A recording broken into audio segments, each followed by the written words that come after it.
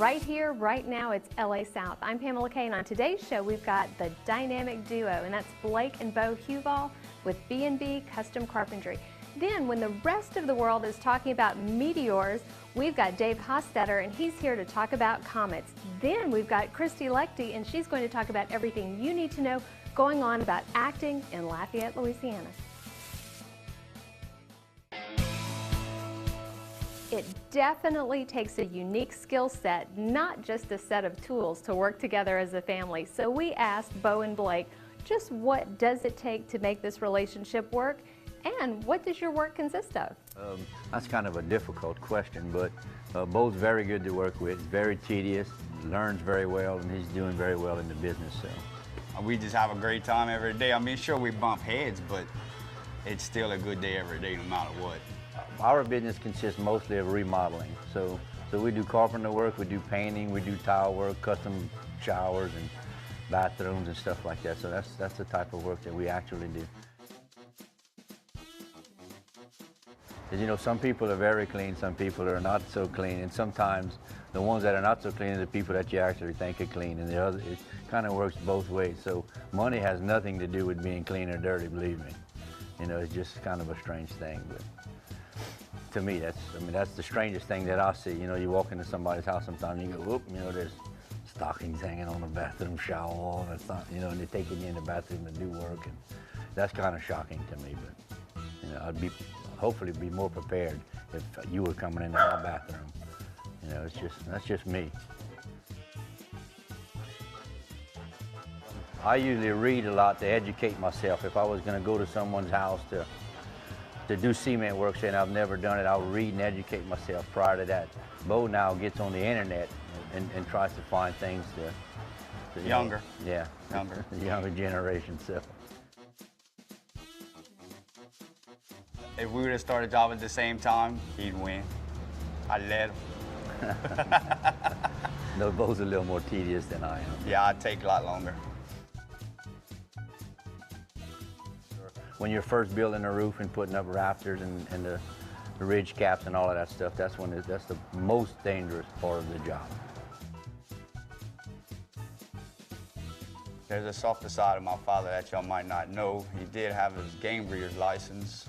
He raised deer for, I don't know how long. 25 years. 25 years. You liked it? Yes, of course. I raised whitetail deer for 25 years, but I have also saved skunks, muskrats, possums, alligators. Saved or ate? A little bit of both. But actually probably at one time or another bottle fed every animal indigenous to this state, to the state of Louisiana. Don't go anywhere. Stay on LA South, because up next you'll find out what every lady needs to have in her own tool belt.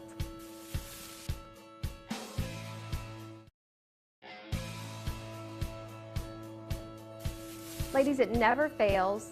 Just when you need the right tool, you can never find it or you don't have it. So here's Beau, and he's going to tell you exactly what you need to have at the right time. Ladies, if you're like me, you just need 10 basic tools. So I've got an expert here with me today. I've got Beau Huval with B&B Custom Carpentry, and he's going to show you and me the 10 basic tools that you need for your tool belt. Let's check them out. Number one is going to be a tape measure. Measure everything and anything. There we go. Number two, pencil. Mark all the right measurements. All right. Can't go wrong with that. Three, handy knife. Cut your way in or out of anything. Ooh, always good for protection. Keep that one in your car. Yes, ma'am. Next, the level. Level all the pictures, anything you're doing. Make the job look right. Save your wall from a lot of misplaced holes. That's right. Hammer. Hammer. Yes, it is. Also can be used for protection. Flathead and a Phillips screwdriver. Tighten up anything loose.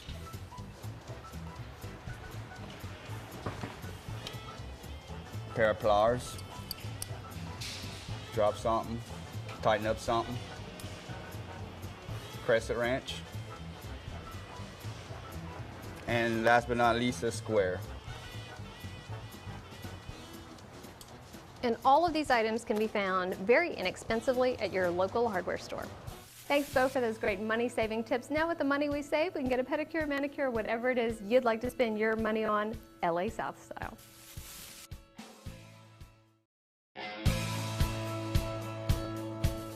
Up in the sky, it's a bird, it's a plane. No, it's a comet. David Hostetter is up next telling you what comets to watch for in 2013.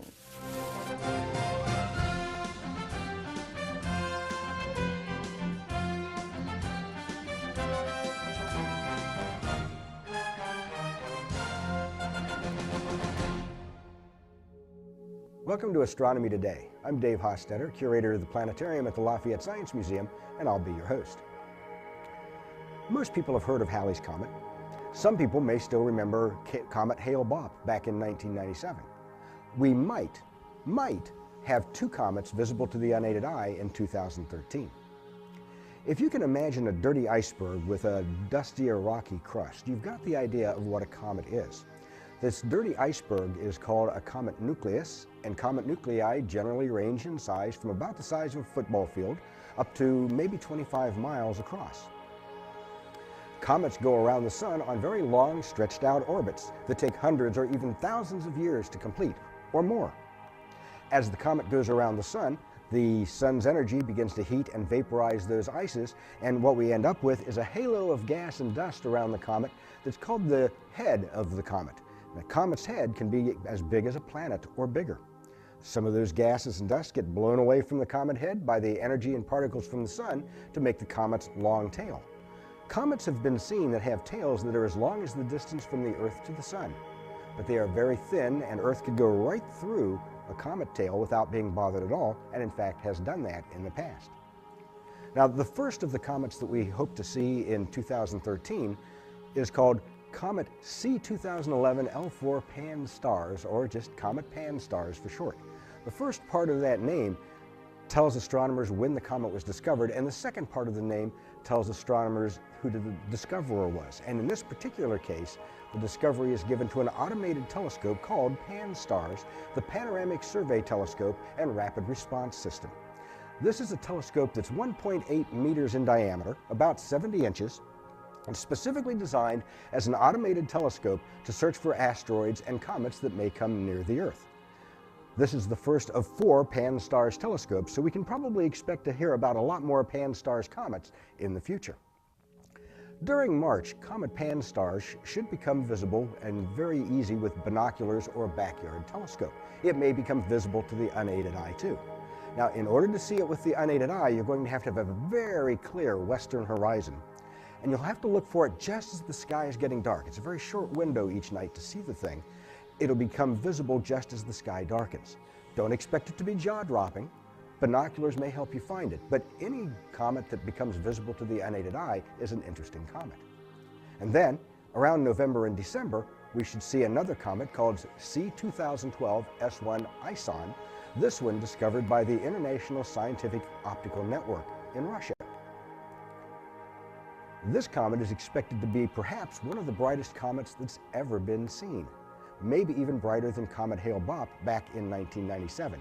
On the other hand, comet brightnesses are notoriously hard to predict. Comets have been described as being like cats. They have tails and they do exactly what they want. So this could be one of the coolest things you'll ever see in the sky, or it could be a complete bust. We'll just have to wait and see. It's a big universe out there. Go out and take a look.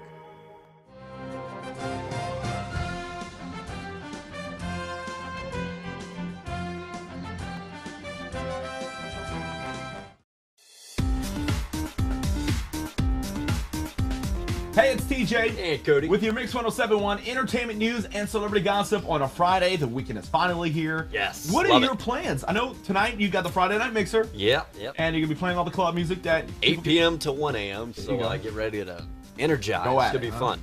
And tomorrow, Club Mix, 6 to midnight, giving you all the music for your weekend partying. But that's not what we here for. No. We are actually talking about celebrity news and gossip. Matchbox 20 will be going on their own cruise line. Setting sail in December. That should be fun. I know you're a big Matchbox fan. December 9th, if you want to go, they're going to be taking off. Yeah, that would be an awesome Christmas present. But they're taking off to the Bahamas, I think. and then it's going to be a few-day trip. Now, with it being a cruise line, being in the same year as a few weeks ago, the cruise ship was stuck. Yeah. And I don't want to say in the water, but it was stuck out there. Yep. And will that have a effect to how on the decision to go to the Matchbox 20 cruise? But for me, it wouldn't, because I think occurrences like that are rare. You rarely see them happen. Even if it was on the same cruise line. Yeah, I mean, yeah, that's fine. Hey, don't forget to like our Facebook page, facebook.com/mix1071. We got the article up right there, and website there as well. So we're all over the place, and make sure you're on our Facebook page because we're trying to get 1,000 fans. Once we get to 1,000, this guy right here, I'm going crazy. He's gonna do something wild. And you know, the way I look at it is I like to put myself out in the spot. Yeah. And whether it's funny, whether it's me looking, simply whatever, looking crazy like I always do, it's okay. We're going to get 1,000 likes on Facebook. When we do that, I got news for everybody. It's going to be funny. It's going to be fun. If you don't know it, nope. You will find out, though. So and you will tell your mama, your daddy, your baby mama, whatever. Your fifth cousins. Tell your fifth cousins about Facebook. Facebook.com/mix1071, because we're coming. Go ahead and like it. That easy. Because once you hit the like button, great things are going to happen this year. Definitely. You can quote me on that. Have a good weekend. We'll be back with you on Monday. I'm TJ. And Cody. This is your Mix 1071 entertainment news and celebrity gossip.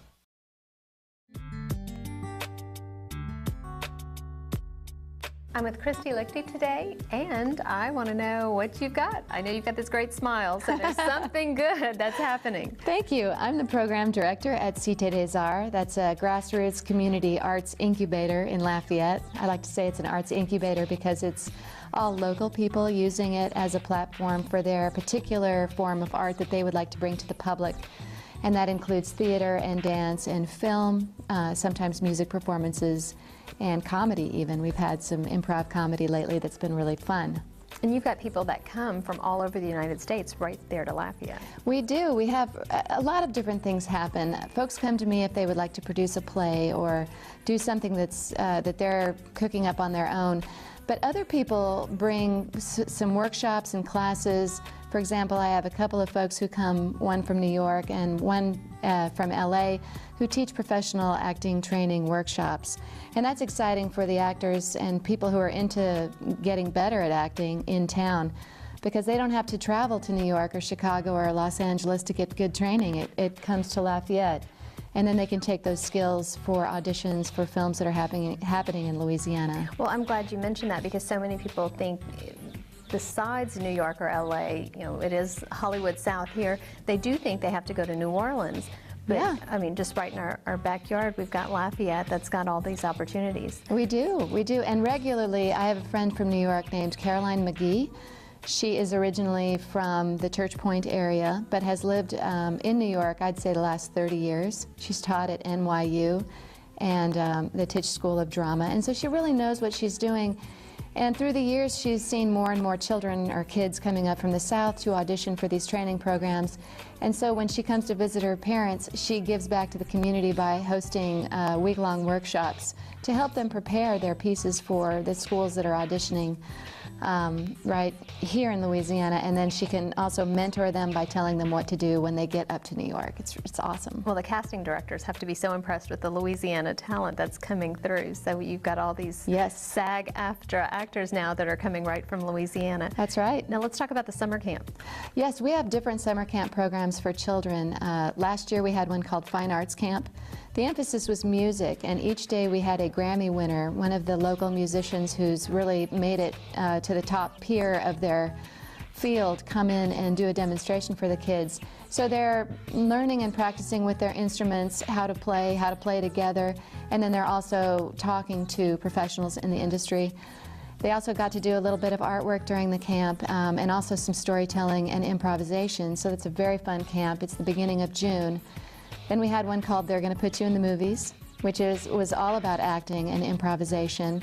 And we did those about 3 weeks. So the kids could sign up for 1 week or 2 weeks or 3 weeks, whatever. And then we did one with the symphony, the Lafayette Symphony, and AOC in town called Storypalooza. That was also storytelling, artwork, performance for their parents at the end of the week, and it was really rewarding experience, I think, for them. Well, there's so many exciting things going on. Let's just tell everyone how to get in touch with you so they don't miss out. Right. They can give me a call. I'm in my office every day at 337-291-1122 if they have information and they'd like to talk a little bit more or ask some more questions. If they just want to go to my website, it's www.citedesart.org. And I recommend that people friend us on Facebook because I put all the announcements about what's coming up for the weekend on Facebook. And I also tweet, so if anybody is a Twitter person, they can hook up with me on Twitter. Or Cité des Arts, I guess. Christy's got the scoop, so don't miss out.